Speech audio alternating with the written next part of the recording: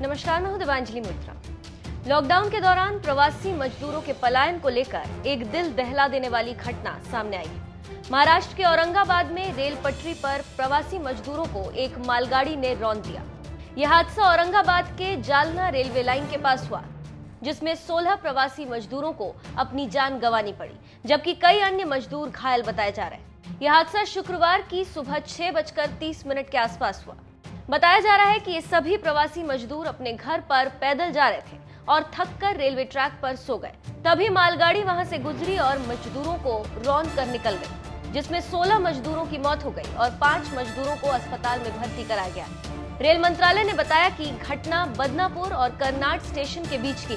ये इलाका रेलवे के परभणी मनमाड़ सेक्शन में आता है। शुक्रवार तड़के मजदूर रेलवे ट्रैक पर सो रहे थे। मालगाड़ी के ड्राइवर ने उन्हें देख लिया था, बचाने की कोशिश भी की, पर हादसा हो गया। मामले की जांच के आदेश दे दिए गए।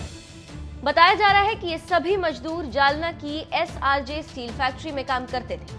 औरंगाबाद से गुरुवार को मध्य प्रदेश के कुछ जिलों के लिए ट्रेन रवाना हुई थी। इसी वजह से जालना से ये मजदूर औरंगाबाद के लिए रवाना हुए। रेलवे ट्रैक के बगल में 40 किलोमीटर चलने के बाद वो करमाट के करीब थककर पटरी पर ही सो गए। औरंगाबाद ग्रामीण SP मोक्षदा पाटिल ने बताया, हादसे में 14 मजदूरों की मौके पर ही मौत हो गई। बाद में 2 और ने दम तोड़ दिया। एक की हालत गंभीर है। बचे 4 अन्य लोगों से बातचीत की जा रही है। ये सभी मजदूर मध्य प्रदेश के रहने वाले थे। मुख्यमंत्री शिवराज सिंह चौहान ने मृतक मजदूरों के परिवार वालों को 5-5 लाख रुपए का मुआवजा देने का ऐलान किया है। उन्होंने रेल मंत्री से बात कर घायलों की सहायता करने को कहा है। प्रधानमंत्री नरेंद्र मोदी ने भी औरंगाबाद में हुए रेल हादसे पर दुख व्यक्त किया।